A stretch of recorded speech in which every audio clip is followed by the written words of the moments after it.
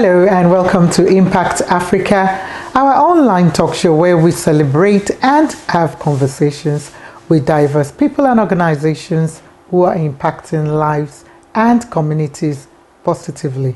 In addition, we use the platform to highlight and celebrate events, places and positive news. My name is Dr. Kemi Akiode Adebayo, known as Mama K. In today's program, we are focusing on the gender-based violence event called Ending All Violence Starting at Home by the Belleville Community Police Forum. And this was held on Friday, 8th of December 2023. And the event had around 50 plus people in attendance from diverse backgrounds, male and female, mostly female of course, but it was good to have the male in there. And there were 4 speakers who spoke, and as well there were questions and answers from the audience, and of course yours truly was the moderator on that day. And as well we focused on a lot of topics, from the definition of what gender-based violence is about to statistics and facts, where a lady shared her story. But I will let you enjoy. Assalamu alaikum, Molweni, bonjour, Kemar, what else are okay, Jambu, because we do have different nationalities in the room. So my name is Dr. Kemi Akiode Adebayo, and I'm known as Mama K, and I'm with the organization called Both Africa. So today we have 3 amazing speakers. We're going to be calling them to come forward at some point, but let me just do a little bit of housekeeping. We have the toilet right from the entrance where it came from on the left. I don't know my left from right. On the left. And then, if there's a fire alarm, I don't think they do their drill, but now today, so it means there probably is fire, and I believe we just need to follow the exit, sign. And to respect everybody else in the room, please have your phone on silent or switch it off. If you need to take a call, please, you could go out there into the lobby so that you can hear each other. Today is meant to be interactive. It's not just you listening. And there will be opportunities for questions at the end. However, one of our speakers have to leave earlier, so we will probably have our own question session at that time. And I believe as well we have various ages in the room. Can I do a quick research as well? Anybody under 18, just show of hand. Oh, okay, we're all above 18. All right. From 19 to 35. Okay, so we've got about 6. From 36 to 45. Let's go in that bracket. Okay. so far this is the biggest group. Okay. So from 46 to, let me go to my bracket. 56. Oh, okay. My bracket, I can see them. And then from 57 upwards. Oh, okay, we have a senior, our seniors. But you look so young, man. We look so young. I'm a senior myself now. I'm embracing it, but you look so young. Thank you again for being here.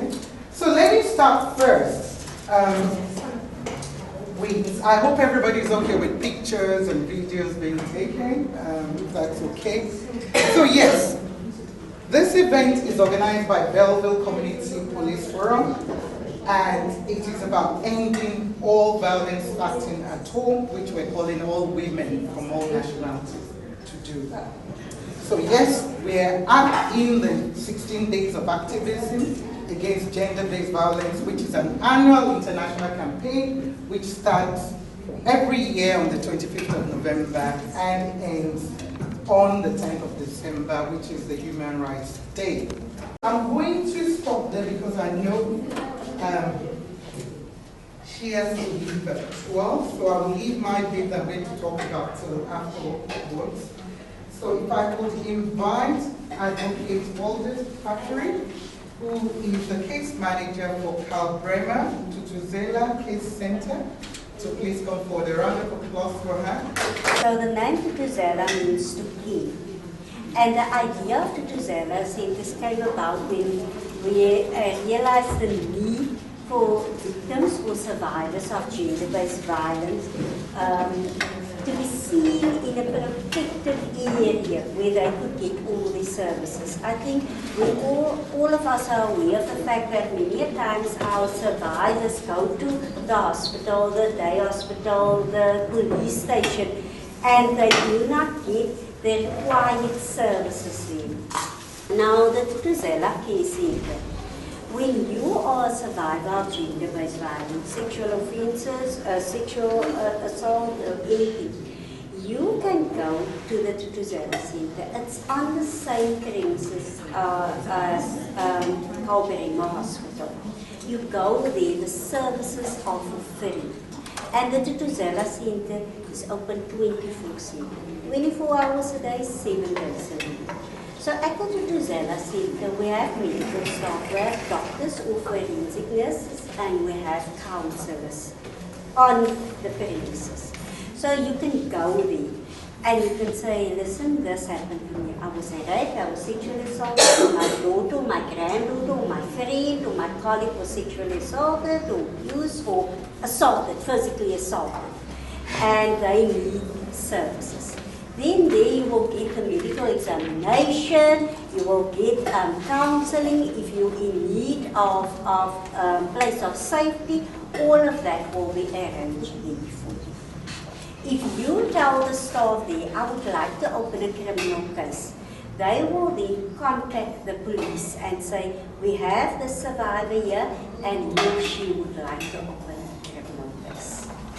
I think we can all agree that males are also survivors and victims of gender-based violence.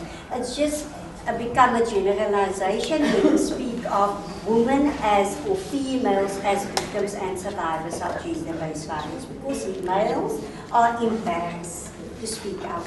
When they go to the police station, they are laughed at. How can you say that your wife raped you, or your wife assaulted you, or another male raped or assaulted you? So men suffer in silence.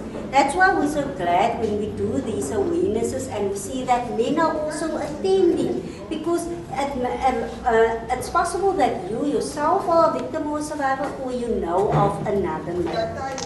So a lot of the community members are of the belief, and unfortunately our SAPS members also inform people, the public, that you can only make use of the services that are available at the Tutuzela Center when you open a criminal case. That's allowed.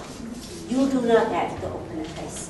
Because often the ladies say, or the survivors say, I'm not sure if I would want to open a case because I'm financially dependent on the person, or I have young kids, where would we go? Then you say, okay ma'am, here are the services. Let the doctor do the medical examination. Let the doctor get the DNA samples or whatever.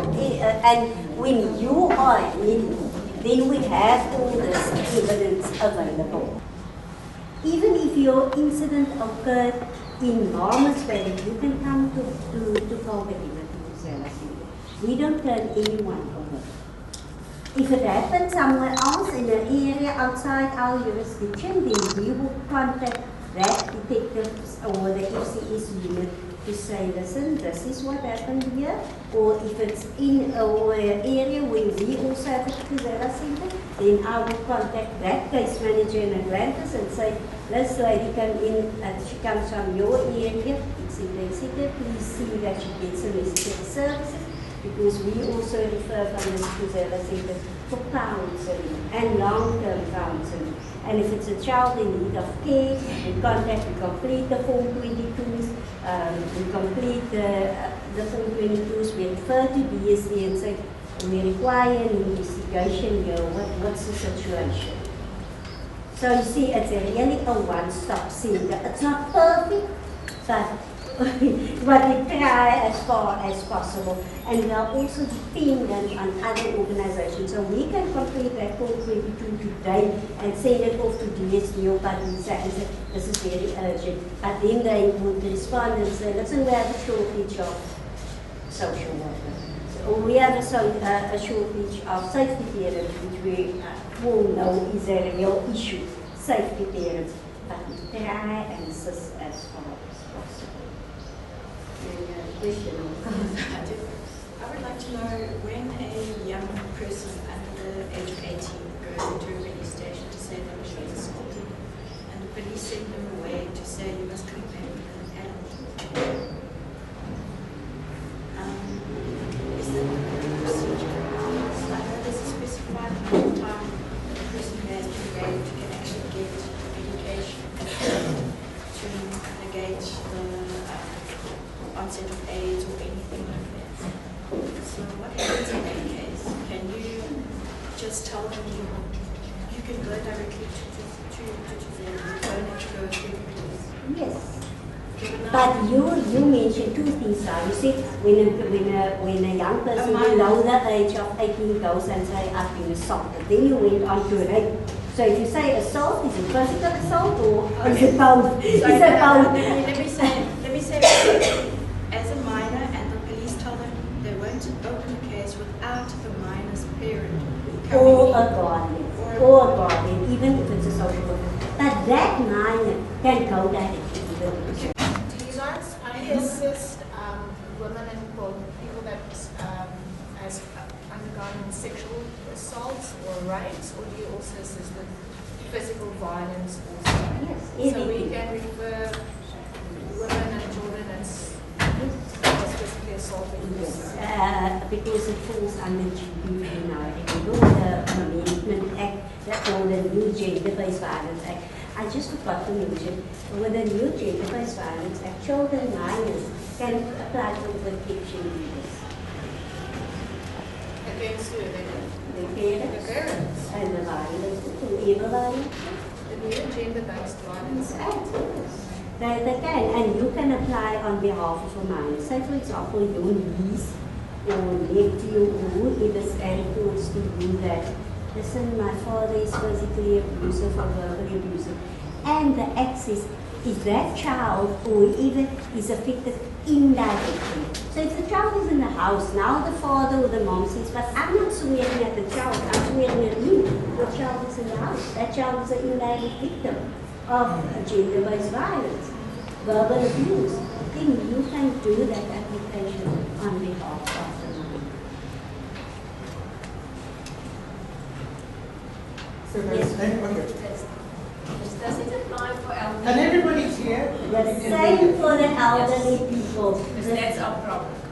Yeah, and the problem is also that the elderly feel sorry for the grandkids and the kids because they abuse drugs and all those things. And especially this time of the year, the pensions, it's festive. We see it. Oh, I work, like I said, opposite center. We walk into that center. We see the elderly walking there with the grandkids. They can barely walk, but the kids are managing the bank card. It's now the new techies and the new whatever and all those things. You laugh, but it's a fact, we know. But now we say, man, you can't allow us. It's but it's not me, Oma. They assault him. Yeah, but the thing that normally comes up when you work with cases like that, they want to say that that elderly person has got the capacity to make the decision, but the circumstances within that. But now under the new gender-based or with the new gender-based violence act, if you as a neighbor are aware of the assault, there's a legal obligation on you to report. To SAPS, to DSD, to the other NGO, there's a legal duty on you. Or even if you simply have a reasonable belief that your neighbor, your sister, your whoever is being assaulted verbally, emotionally, financially, psychologically, sexually. Those are all forms of gender-based violence. It's a legal duty on you to report. You know what happens? When a child comes to court or in a docket, the child says, let's just focus on the sexual offences matter now. That I told my mother that my father was raping me or sexually assaulting me or her boyfriend, and she didn't do anything. Then we say, go and arrest that mother for failure to report. And yes. My last question. Yes, no, that's right. In the case of the elderly people, let's say that person needs to be removed out of that house. What do you do? You just sit there, you get back our old age home. That's forever. You don't get that person there. So you go through the whole of the process. On the end of the day, what are we going to do with this person? We now wants to remove him. They is having that elderly and Yes, not the the elderly. perpetrator. Not the perpetrator, the elderly. You see, they ones that really rely on DSE, but the reality is like you see, the full old age homes, and many times they don't want to go.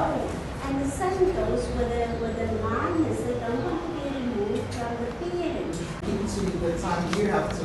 Thank you for those, who asked all the questions. But before we go into the break, we're going to have a break at some point. So welcome to all those who just joined us. Thank you. You're most welcome. We've been waiting for you. So now, before we ask the next speaker to come, what I want to, like I told you, is going to be interactive. So we're all here to learn. And there's no wrong or right answer. So when you hear the word violence, what do you think? What does it mean to you? Fighting, okay? Assault. Hurting. Profanity. Yes. Misunderstanding. Emotion, feelings. Okay. Physical, yes. Before I forget, yes. Advocates, please, do you want to share your contact details? I don't know whether you brought materials or anything for us, but we can maybe share it later on the number for anyone that might want to, because like you said, we need to create more awareness about, what we are, because information is powerful. And I think that is what most of the time we don't know. Where do you go? How do we get the information? And as well, that information, are they accessible in terms of language, in terms of, so those are all the things we need to look at. So we've heard what you don't see, that one word of what violence is. So the definition for me that I saw that describes, perfectly what gender-based violence is any form of violence that is directed at individuals on the basis of their gender. Both women and men experience gender-based violence, but the majority of victims are women and girls, irrespective of their race, their ethnicity, their class, their economic or education status, their religion, or cultural background. So both men and women can be survivors and victims or perpetrators of gender-based violence. However, statistics say that the majority of gender-based violence against women and girls is perpetrated by men. So we spoke and we heard you there when you were talking about the different kinds of gender-based, violence, which I believe they're all interrelated. So it's been broken down into 5. Can anyone maybe just share, like I said, it's interrelated. Those 5, anyone want to shout out? I know you said it earlier, some of it, but can we hear anyone coming up with it? Okay, I'll give you one. Physical. Emotional. Yeah. No. Previous body on. Okay, all right. Psychological. Verbal. Thank you. Men. Financial. Because a lot of people, and that's under social economy, when your partner could say you can't work or you're working, you can't spend your own money. A lot of people, partners, might get abused based financially. That's a big one.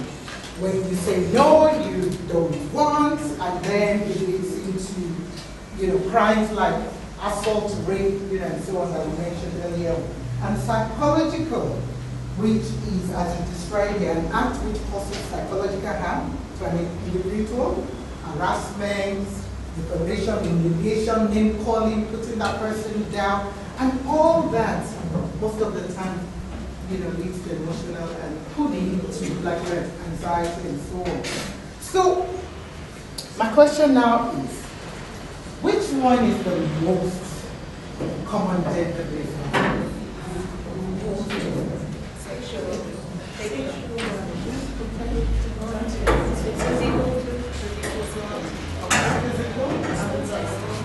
Verbal, psychology.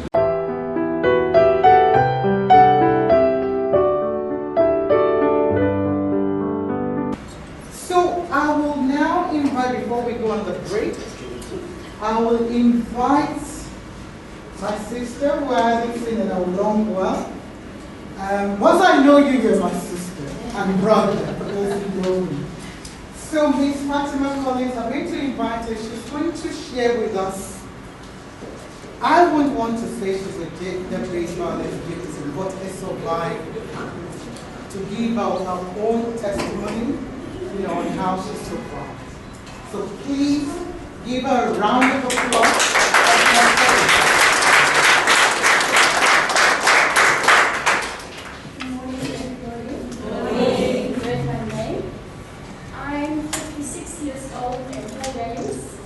And it's an age that I actually thought I would never ever reach. I would like to start my story by telling everybody that I grew up in a very protected home. I grew up in a home where everybody in the family excelled. My sister is a minister of the church. My brothers, they all excelled in life. I was always the black sheep of the family. But I found my way out of that because I knew that I was better in my studies than my sister or my two brothers. And that was always my way of looking at things, is the fact that I can get out of this. I can work myself out of this.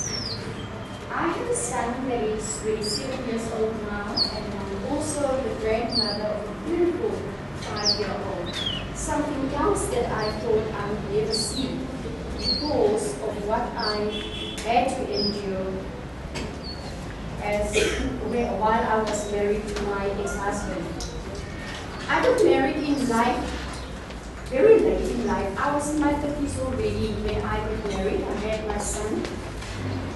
And I met this man that was just so in love with me, that was just showering myself and my son with the most beautiful words and the most beautiful gifts. And he just, while we were dating, he just brought out the best in me. And because he brought out the best in me, I thought that maybe this must be the person that God had in store for me. And we got married, and while we were planning my wedding, the first thing he said is that, we can save a lot of money by just doing it at a court or maybe just at a minister's office or something like that. We can save a lot of money. And knowing my family, I knew that they were waiting for this day. They were waiting for this day for a long time now, preparing for the day that I get married. And before I knew it, I found myself married to this guy without even my family present.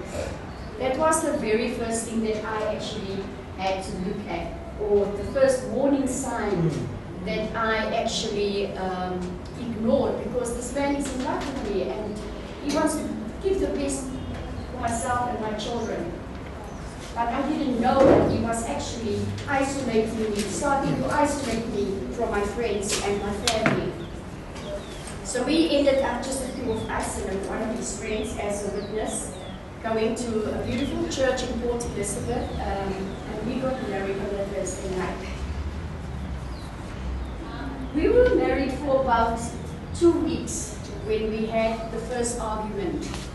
And the first argument was about something very simple, you know.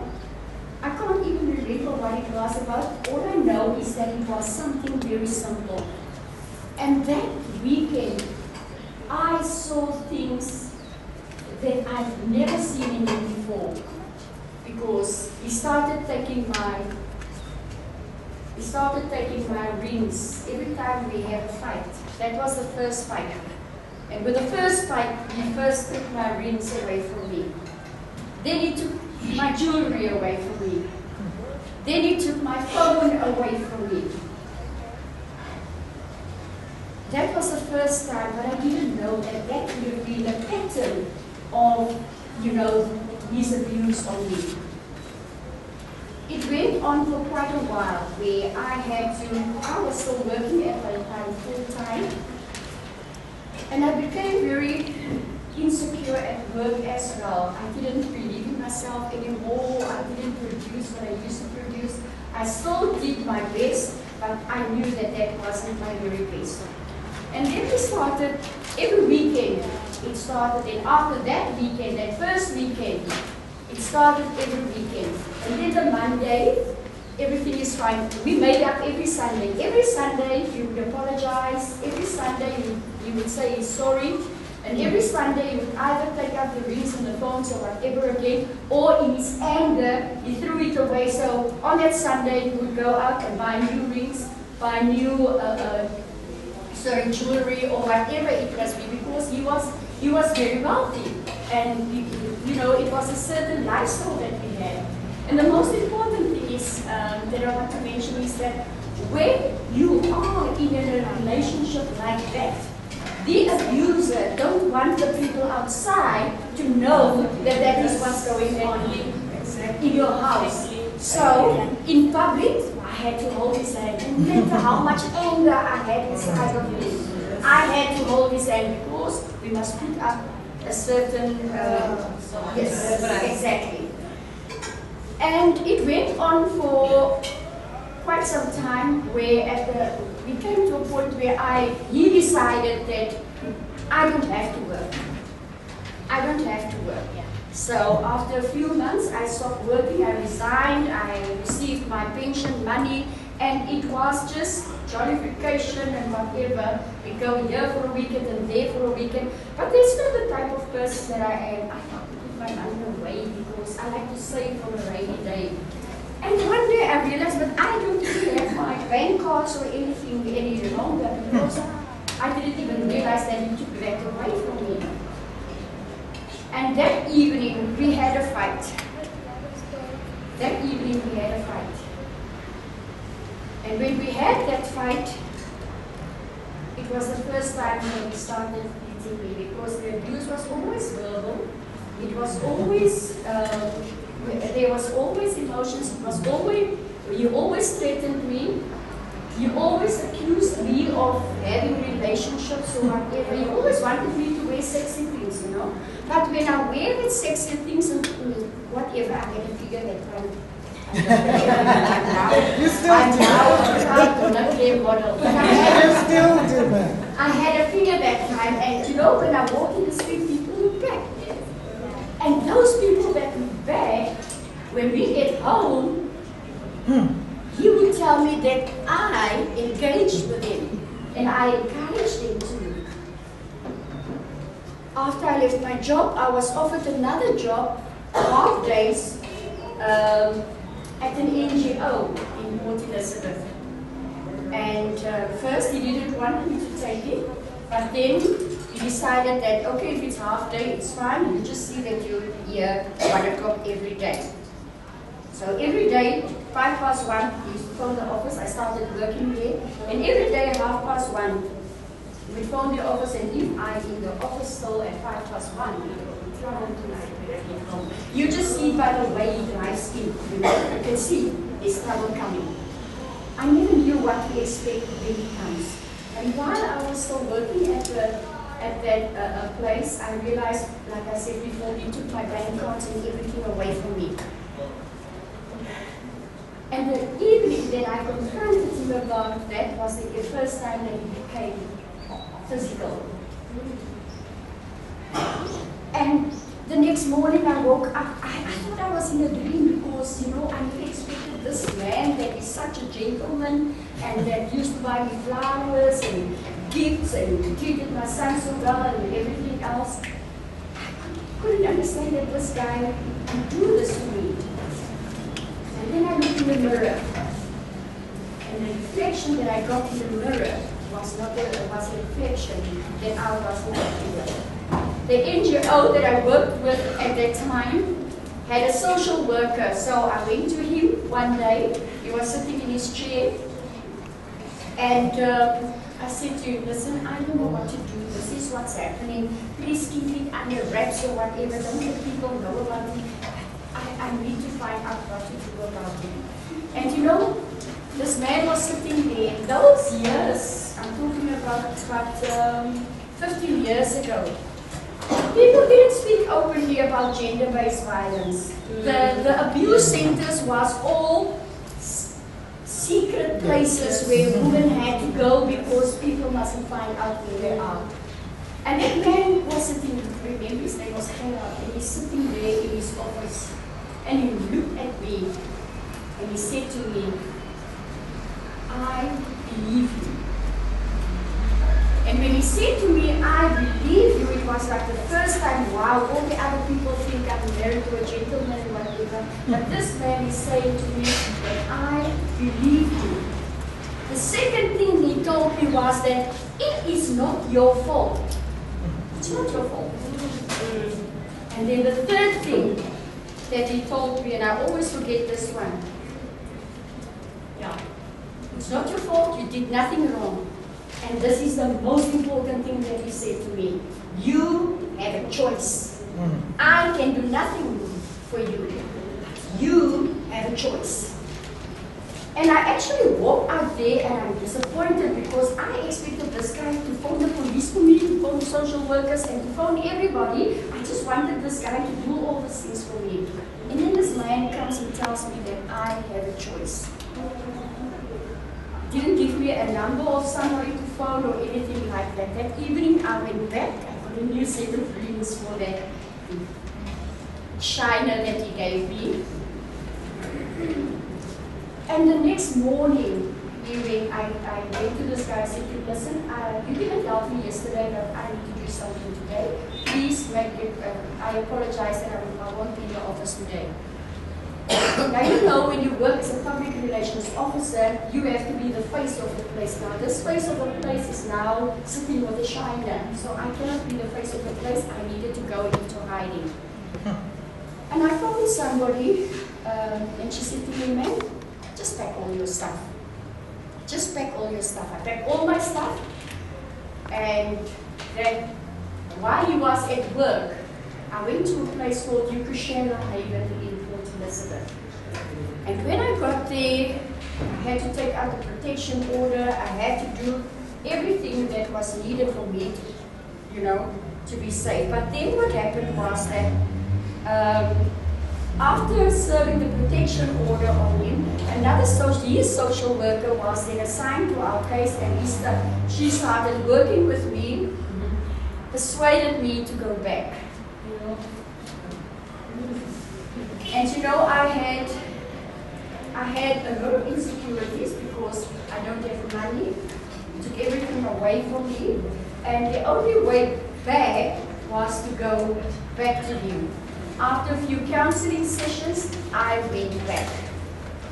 And about a few months, and then it went well for a few months. And then at about 4 months later, he came to me one day, he said to me, we will meet to Port Elizabeth, to Cape Town. And I was very upset about it because at that point I was working on a huge fundraiser in Port Elizabeth. They have a thing where Toyota gives them a car to the charities, and they put a raffle out, and the charity sells the tickets, and then it comes back and somebody wins the car. So I was working on that fundraiser at that particular time. I couldn't go. They said to me, there is no way out. You pack your stuff. The truck will be here on Friday to take all our stuff to fake card. And then I spoke to my employers who had in my resignation, and he told me, well, you cannot, you can't leave this. Can you not just help us out till the 14th when this thing ends, you know? Okay, we made an agreement, but I already was insecure within myself. And then he said to me, okay, I'll take our furniture and everything, we're going, but I'm taking Hiren with me, that's my son. I'm taking just your son with me. And I think that was his security to make sure that I come back. I ended my thing, and on the day that I left, they gave me a bonus. I remember that very well. And on the day I left, because Yukashela Haven taught me, if you go back to your husband, make sure that you have copies of your most important documents somewhere safe. And then I just want to, in closing, say to you, the biggest mistake that we sometimes make is that we maybe sometimes fall again for an abuser. You need to guard your heart. You need to guard yourself, you know. And the first sign, I'm not saying don't go into a relationship again, but the first sign that you see, run, my sister, run. Get away from it, and you can. I'm Fatima Collins, and I am an abuse, a gender-based violence survivor. So I want you to just all stand if you indulge me. We're going to say a few of this affirmation. Everybody to stand. So now I want you to look at the person next to you. They're going to be in the mirror. So just turn to the person next to you. If you don't, find somebody. There's one person there. There's one person there. Find someone. Mingle. Go around. She's here. Okay, fine. I need everyone to have one person. I need everyone to have one person. Thank you. Okay, so I want you to say, I am strong.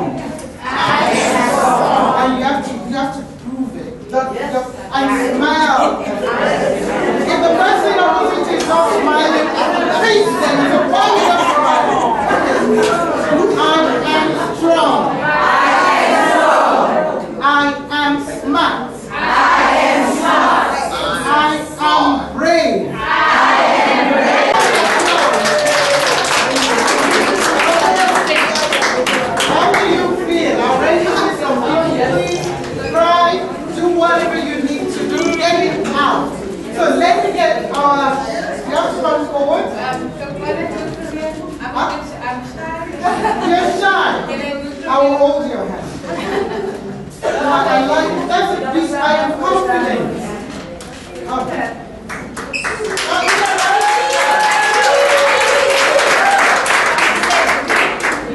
I'll hold your hand. Not long. I want to meet you for sharing with us. It's not everybody that does that. And I'm also a victim, a survivor of abuse.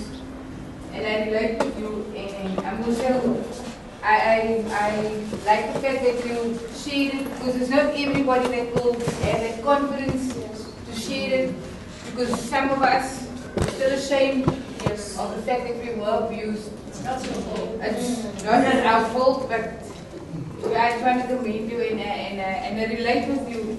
You might not have the scores, I might have the scores, but I relate with you, and I'm glad that you inspire us to can speak up, and if it does happen next time, that we do know what to do and where to go. Yeah. Thank you. Anybody else? Final one? Anyone? Okay, ma'am. Okay, and then after her. No, it's fine. I'm not a victim, but out there, some places, a small girl must turn 2 years old, because really needs help. And her own father is abusing her and scratching by vagina and stuff, and we are in my recovery. And while I'm in my recovering, everything was okay, but from the time I heard that the father's busy again with the smoking, I was telling my Veronica as well yesterday. It's almost like I can't concentrate on my recovery because all I think is about the smoke girl, and I love this girl too much, and I can't take it anymore sometimes. I apologize also for my sisters. My sister keeps us in recovery because sometimes I stress on top of them. And they don't know what is wrong with me. And I think I'm not stressed about the smoke girl and I can't hear out. I think it's something out of my sister keeps us and I'm sorry. I apologize, you guys. No, you don't need to apologize. I wish Advocate was here because she just left and she spoke about what you could do for a minor. So I think, can we please, we need to follow up on this somehow because this is what this is about. This is what this is about. What are the solutions? How can we, she's not the one, but she's feeling, but then she's struggling as well with her own challenges. And this is what this is about. You are not alone. And yes, it might be frustrating sometimes to even get the police to listen. You heard, what she said about, the fact that racism, even played in our own case. So yes, there's a lot that needs to be done, and we can all leave this room today. That's what I was saying. I think we haven't finished, but because this is happening right now, and I see a lot of people getting emotional, but it's okay. It's okay. Man, do you still want to come and say something? I just want to say, I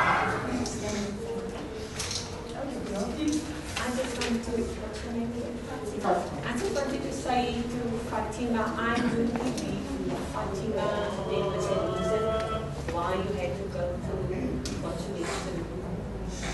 If it wasn't for the fact that you went through what you went through, you would have touched anybody. And in my belief, I always say it's only the one that has been on the scene that can talk about this.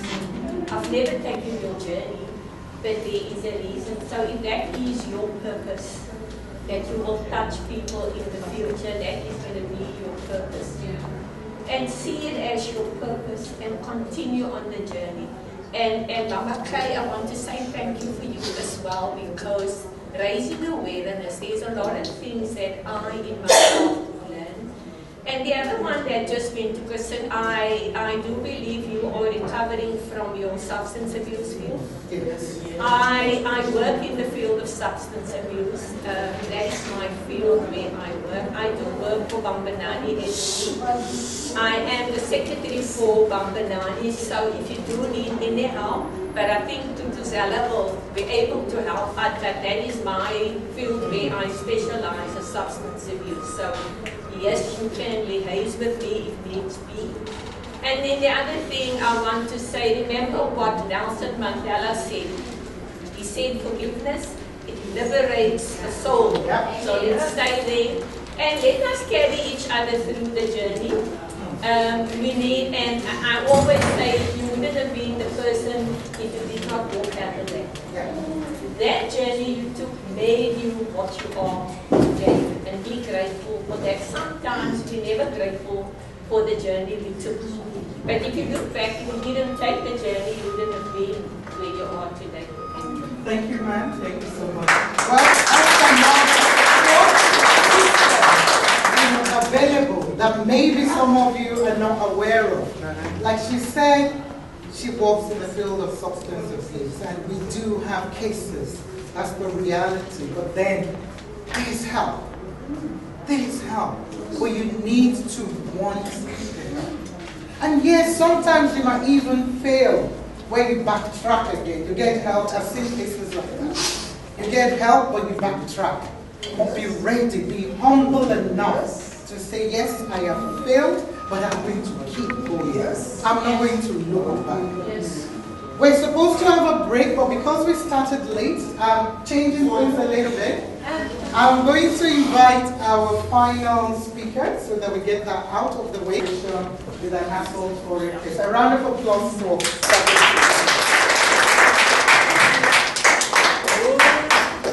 Hey everyone. Yes, Mama Kay already indicated, I'm Sergeant Simisa from the SAPS Social Crime Reduction. But today I'm going to talk about the services that we offer at the victim-friendly role.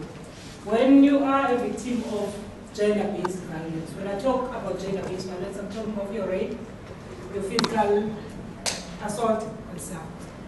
First of all, you have a right to be seen or your case to be attended in a separate room, which is far from the CSC or out of the CSC. If there is no, that is what we call a victim-friendly room.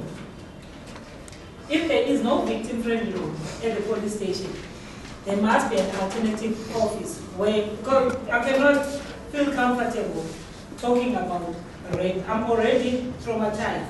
Now talking about rape in front of everyone, and then this police officer still doesn't understand me. Yeah, what are you saying? Then you must still shout. You see, now I'm creating now a secondary victimization. So what we do is we have a victim-friendly role. Demand that when you get to the police station. I know we have it in Delft. I'm not going to answer for Delft. I know there will be questions for Delft, for Delft South, but it's supposed to be like that in all the police stations. We have a group of volunteers that are assisting you when you are traumatized. They are not our social workers.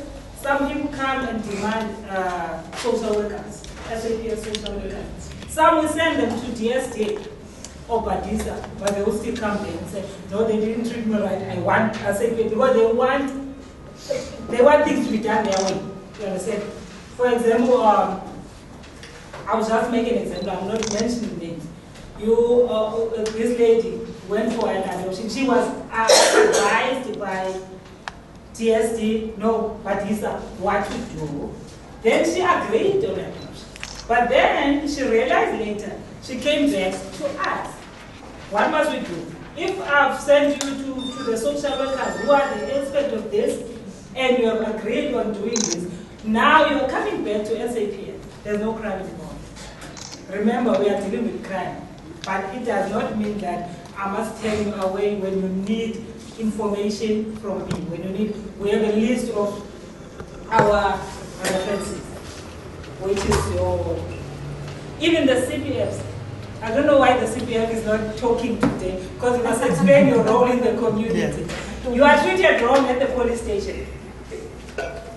You have your CPF, and they have powers. And you as a community don't understand the powers we have over everything. You start with your community policy forum. They are there for that. That's their money to make sure that we are treating our community members right. If you are not treated right, you go to Herman, you go to Emory. I'm just saying for Herman easier. You go to them and tell them, I do not know what to do. I've been treated like this by so and so. There's always a name. Or if you look further at the police station, there will be numbers where station commander, this is the policy commander. You just take those numbers and call them. That have been, I didn't like the way I've been treated at the police station. Or you have your IP. You also have your SAPS provincial complaints where you can. So it doesn't end at the CSC when you have been treated wrong. It does not end there. You must always look for ways to report your case, to be treated right, because you qualify. I mean, you have a right to be treated fairly and in a manner that any human being deserves. Traumatized me and slowly. I don't know why. They never followed up. Nothing like that. And you, like, I don't know. So for me, not knowing why, and not, they took me to Caldema for exchanging what it was happening. And I went for counseling once at the police station. Okay, because I know that I didn't know the person's real name, but I did give them enough information to be able for them to find him. So they gave me a paper also with a police badge on, stating that if I do see him, yes, then I can stop the police van. Now what happened to me was, I found out where he was, so I stopped the police van with them. They took me there, and the people that was there, they told me he had just left because he robbed people earlier that day. So he just left. So they actually showed him their police way. They directed him to that place. But they never did. They just dropped me and they left me just there. With the places where he lives, they left me just there. I had to walk from there. I told him, but I can't walk from there. I don't know if he's going to pop up any moment. You understand? I'm scared. And they left me just there. And it was about, I think it was just after 6. And it was so late, it's starting to get dark. So I had to find somebody just to escort me back to safety. And I mean, coming into recovery as well, just to find out that the docket has just been closed without any, they didn't even phone me or call me up or anything like that. It's just traumatizing, man. I remember I felt that day I got that message and really, especially for being in recovery, not nice to be deal with. Really. The closing of dockets, I cannot answer today because remember we have SAPS also have justice. If they do not get enough information, maybe from me and the police, or if I do not get enough information from you, then Department of Justice, they do not have the ability to withdraw because there's not enough evidence. You understand? So I cannot say what happened, why was the case so. But those police were wrong. As I said, you see on the police van, don't take the registration number, the number, maybe HB, then when you report maybe to the station command, you report with that number, you can check the registration number, but then there's that number of the side where you can report, you can take that number and report it. Yeah, as said to you again, you have your community forums, you have your whoever in the community that is your representative. Ask everyone, what can I do? I'm also doing referral every time someone comes. I don't know everything. When you come to me and I don't know how to deal with you, okay, I have to phone someone from the court, someone from the social workers, whatever, just to know how can I help this person. So you must do the same thing. When you need to be helped, ask everyone, all the community leaders. We have also the spiritual crime prevention. Your pastors, they are part of it. They have a desk at the police stations, not a desk, but they are part of the prevention. So you ask your leaders, your community leaders, your spiritual leaders, what can I do? Then they will take it up to whoever they are sitting in meeting. So please do that. That is why we have all this. We have the youth crime prevention. We need young people to be part of it. But young people do not want to be. They don't want to be part of this. The minute you mention police, they don't want to be involved. But then we are so quick to point fingers. Yes, some of our members are wrong, like the members are talking about. They were wrong. But when I stand, I do stand at the CBD with my mind. But people will come and check. Oh, I thought you were offering me a job. They don't want to know about what you are doing, the safety tips and all. If you are not handing out something to our people, they do not want to listen. Do you have a question? Yeah, but also you just reason now we must check the NSP now. But what about your officers driving in private vehicles? You can take the registration out of there. But if it's a marked vehicle, you have stopped the police to do their job and they did not treat you. What about when an incident happened, I ride over the side, on the other side. They still tell me everything to go to the gun. They was still afraid of what they did from the police station up until the gates of court. The police are admitting you there and telling you that you have to go to court. I have to go to court. Walking. I am not here to defend No, them. I'm not defending them. I'm not defending them. They were wrong. I will even say it in front of them. They were wrong by doing it. Because we could be killed while we are walking. They know that they're not supposed to do that. We were not raised from the same houses. We were listen in the back of the vehicle. Yeah. Now we're going to drop off the vehicle. No, some do that. Some do that, but those that are not doing that, it's not like they're doing the right thing. Was it happened to you already? Yeah, it happened to you. I'm sorry about that. I'm sorry about that, but next time just report it to whoever. Let your voice be heard. That's it.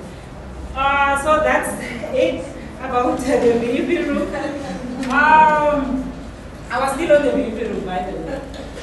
We will take your case to Cabrema, then Cabrema will take it further, and the justice will do that. Serving of protection order.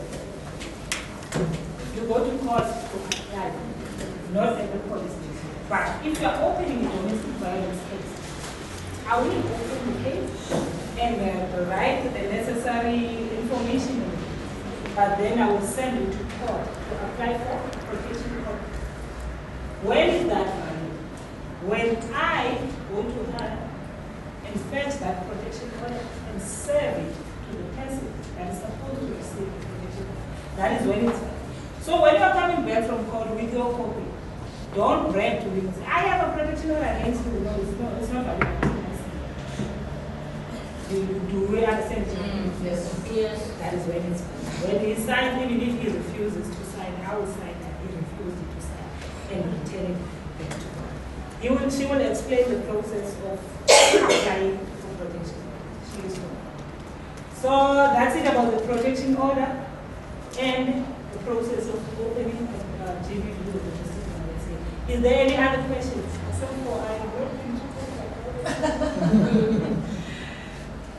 Any question about our volunteers? Our VP volunteers are here to give you support. But if you need further, the professional or the people that are doing. But they are there for you. I'm not saying 24/7, but they are there for you. If you first need to talk to someone before opening a case, they avail themselves free of charge. Is there any other question? No. Thank you. My name is Adelaide. I am from Mosaic. Yeah. So Mosaic is an organization we're working with victims and survivors of domestic violence. We are based at the court where we are assisting people who are coming to apply for protection orders. And our main focus is on the domestic violence. So there is a domestic violence, there is a harassment. So domestic violence protection order is where you apply for your family members, your exes, your ex-boyfriend or ex-girlfriends, or your in-laws, someone who you have a domestic relationship with.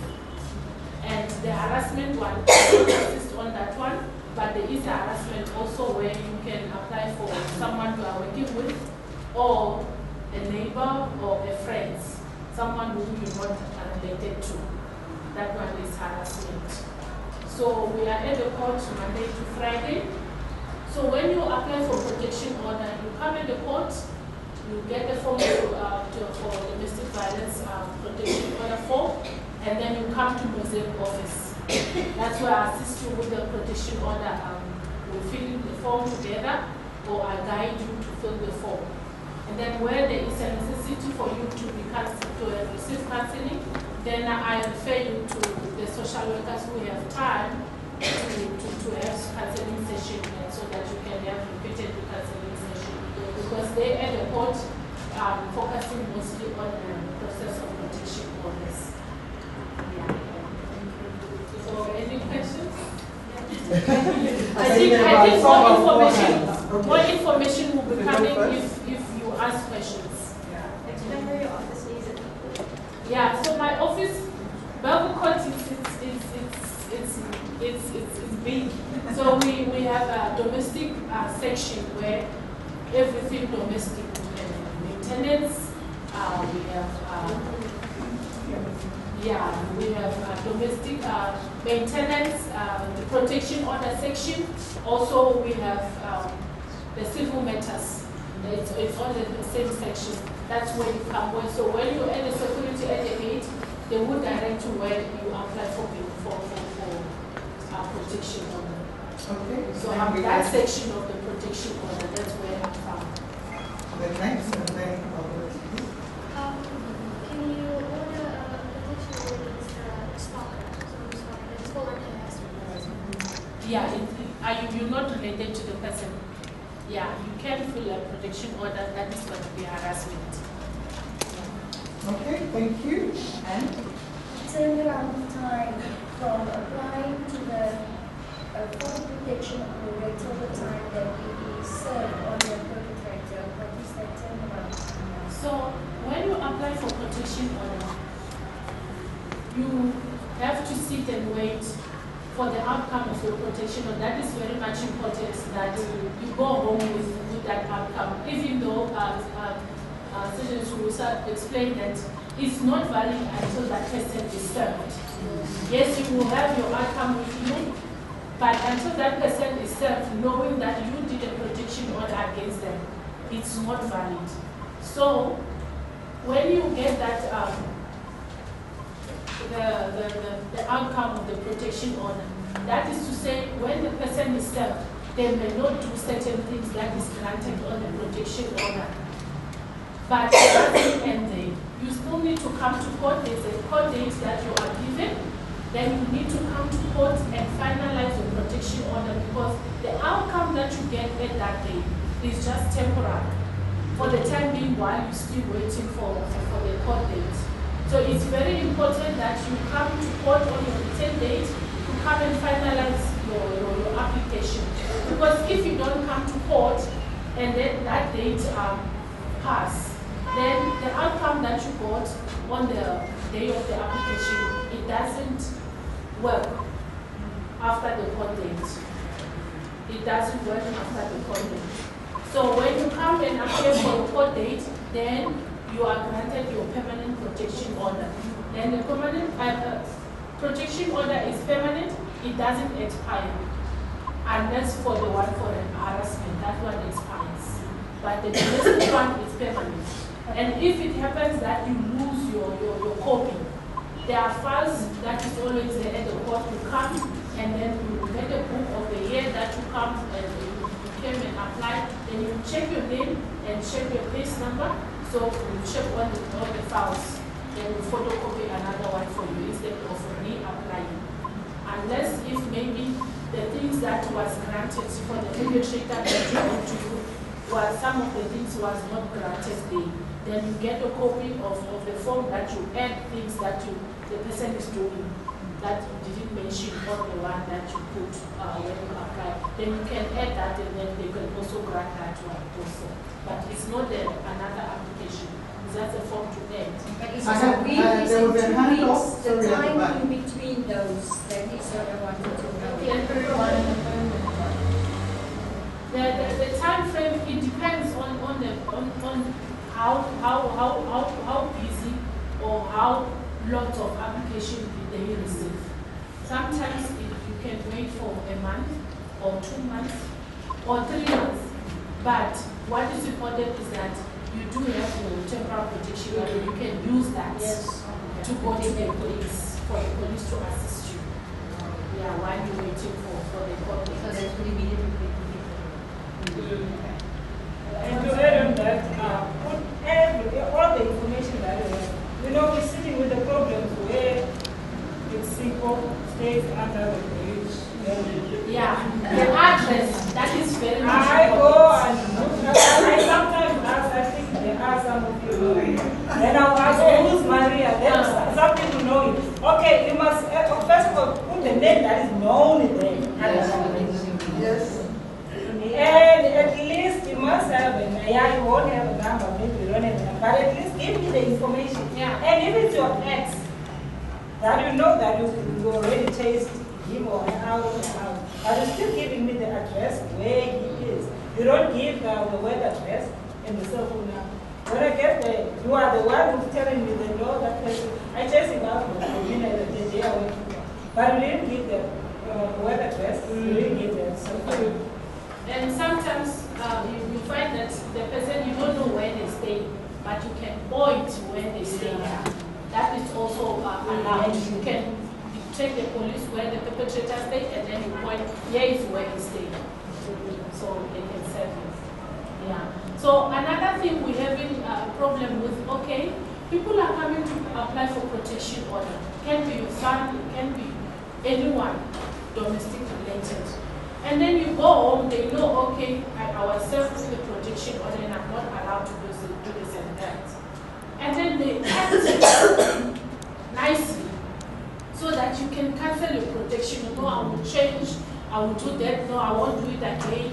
You can cancel the protection. Or even if you don't cancel, then you don't have for your court date, because now the person is now acting nicely or behaving nicely. Then your court date passed. You didn't come to court because the person now is changed. What if you warrant after race? Then, 2 months after, the person starts abusing you again. Then you want to come to court again to make another application. For how long? So that is why it's very important that you come to court to finalize your protection order. Remember that you're not getting this person arrested by filing for protection order. You're just saying that, okay, this and that you do to me, I don't like it. You abusive towards me, and I don't like it. Can you please stop? You're just asking them to stop the abuse. And then the point where they're going to get arrested is if you take a decision and go to the police and open the case. But with the protection order, it's not a criminal where they will be arrested. The arrest comes only when you go to the police and open a case. So don't fear of coming to finalize your protection order or coming to file for protection order thinking that you are getting the person's future. You're going to ruin their future, you're going to ruin their career. They are ruining their career themselves by continuing to abuse you. So go there and seek for help. We are there, we offer counseling. All our services at Mosaic are free. Counseling session, like sometimes our main office is at Whitehead. So if I send you to Whitehead, you use your money to go there, you borrow money to go there, you will receive all the money you use for transport and the money to come back home. So you get your money back. We share, we're doing together. You want to hear the Sorry, voice of I came the late, but I just say something. I was at Crime Police Station the other night, and my honest opinion, I think some of the officials need more and better training on how to handle gender-based violence. Because I was sitting there, and 2 ladies were sitting there by the glass tube because I had no idea why they were there. And then at the end, the woman, the FCF, you know, the division that works with the rape, the woman comes walking in there, where's the rape case? And I was like to everyone, and I thought to myself, and how does this lady feel sitting here? You know, I think that makes someone scared to report it to the police.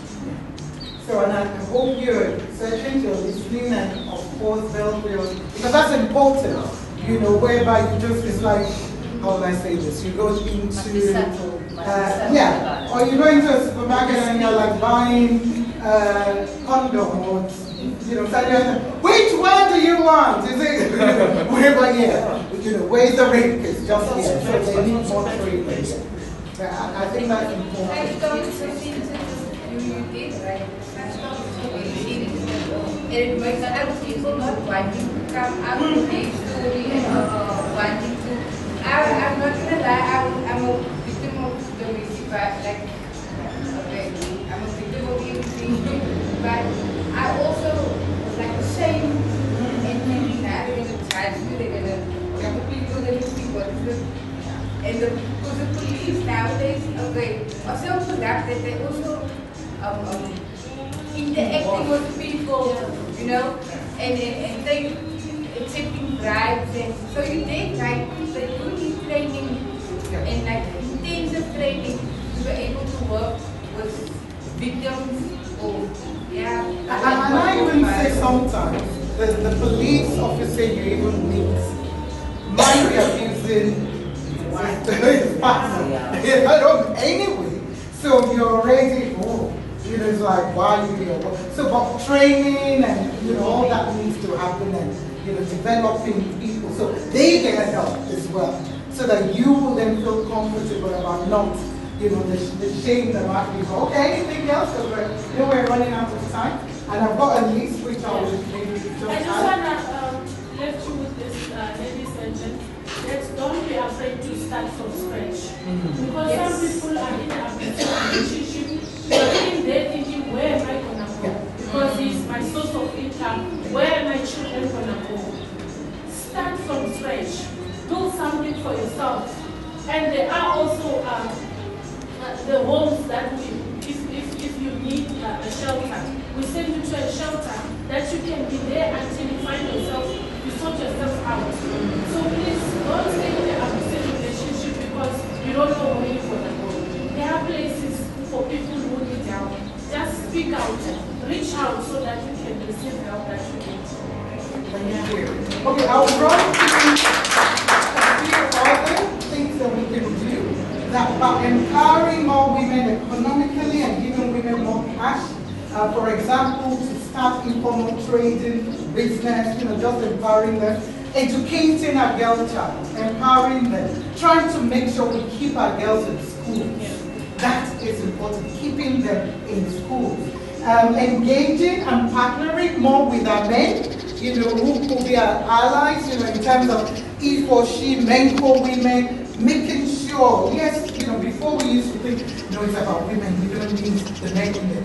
But how will they change, or how will they pass on? Not necessarily change, but in terms of pass on, or even empathize with us, if we don't allow them to be part of hearing our stories. So yes, we want to see more men, but not take over our session. We want to see more men, and as well, we don't want to leave the boy child. Because nowadays we're leaving the boy child. Yes, we're focusing on the girl child, which is very important, but it's this boy child that later on become adults that we are leaving. So what values are we teaching them? So we need to go back to the base.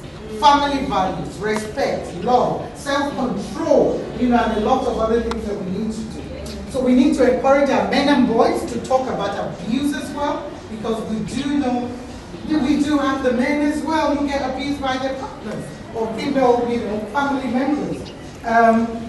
As well, by including women in decision-making in leadership roles. We need more women up there. Supporting local women-led and women's rights organizations in your community. Can you volunteer, like we have volunteers here, to other NGOs that might need support? Then by creating safe environments for children and creating safe listening space for the women. Do they feel safe to share what they're going through without feeling shame? Then by standing against rape culture, then we women, we need to be more united and have one voice. It's not about, like I said at the beginning, my faith, my color, my social status, and so on. Because we are experiencing this, so we need to be one voice. Better training, like you said there. We need to share more information. There's some flyers up there that you can pick, which I think you brought and a few others, which has helplines, in them that you can call, and they are there to answer you. We need to join the gender-based violence conversation on social media for those who have access to social media, so that we don't get left behind. There are various ways to join to get our voice. We keep getting our voice. We keep talking and talking. Then we need to encourage our silent female victims to talk about abuse and ensure that they get help. We heard, earlier, bless you, sorry, how, the advocate said, in the new gender-based law, we have the legal obligation. We cannot say, we say something and we're, no, we need to be our brothers and sisters' keeper. Yes. We need to report child abuse to the police. We need to encourage children to report bullying in schools. We do have that as well happening. We need to speak out against women and child abuse. See something, say something. Yes. That is important. And then in closing, I just want to say this. The reality is violence against women and children is indeed a global problem.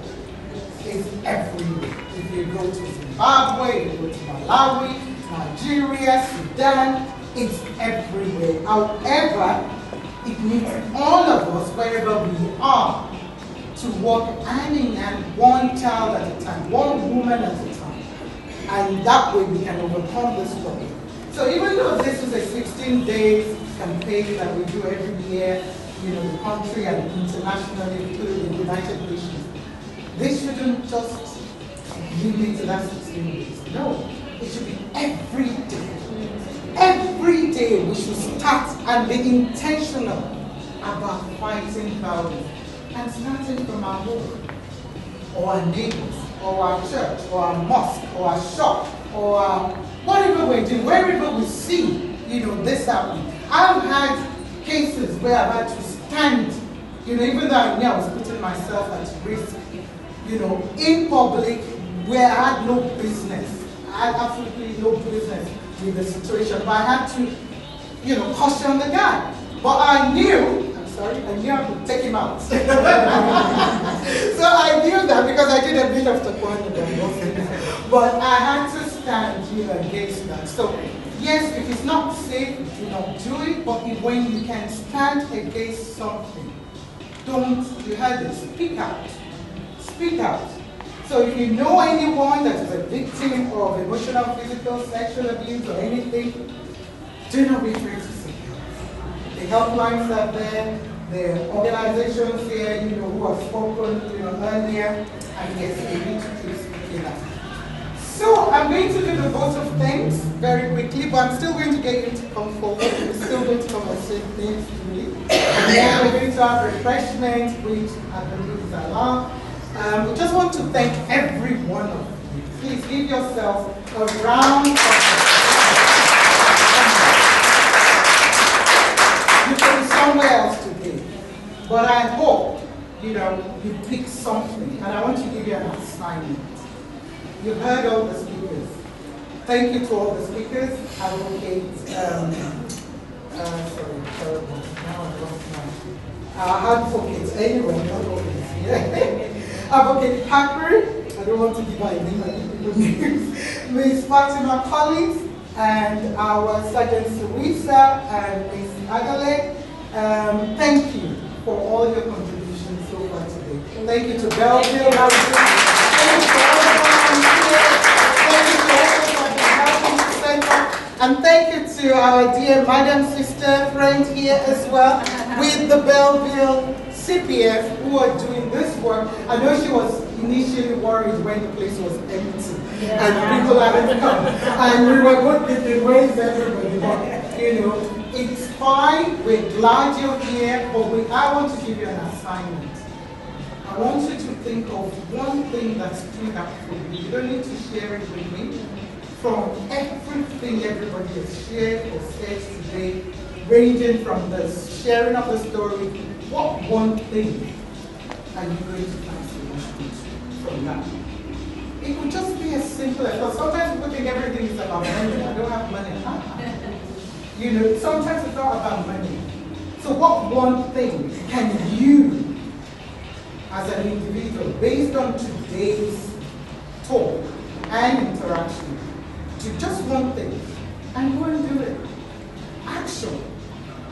We shouldn't just be talking. I don't like talking because I believe sometimes talking it becomes a talk show. And we've been talking about this, but we still need to talk, but we need to act. Yes. So what one thing can you, one thing, just one thing. Like I said, you don't need to share it. Take it away with you.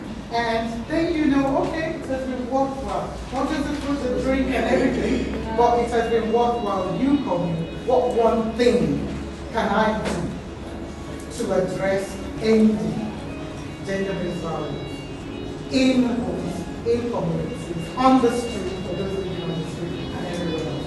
Well, that's all. I don't know whether I missed anything. Wow, so humbling. It got emotional, it got interactive. There was so much to learn. I was so humbled to have been part of the day. Thank you to the Belleville Community Forum for the work they're doing in Belleville, and as well the volunteers who support their work. Well done. Kudos to you.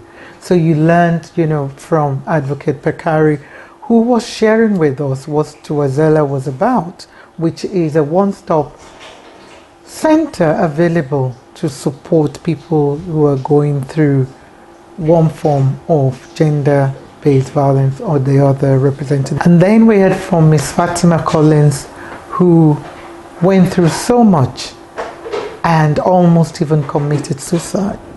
But thank God she's alive to share a story today, because somebody said, I believe you. You have a choice. And it's not your fault. Those are the three things, somebody said to her. So yes, I'm just reminding you as well, if you need help, speak up. If you know someone that needs help, speak up. And thank you to our sergeant from Belleville Police Station, and of course Adelaide from Mosaic, who were all there talking about all the important things that they needed to, the processes, within the police station that you need to follow. It's only 16 days, this day of campaigning for gender-based violence to end. However, we want to make sure each day in each homes, we work on addressing issues like this. No woman needs to suffer, and no man, as well needs to suffer due to abuse, be it physical, be it verbal, be it sexual, be it economical, socio-economical, be it psychological. So speak up. There's a lot of information available, and we will be sharing some of the helplines at the end of the program. And stay safe, stay blessed. Till next time, this is me, Mama K, signing off.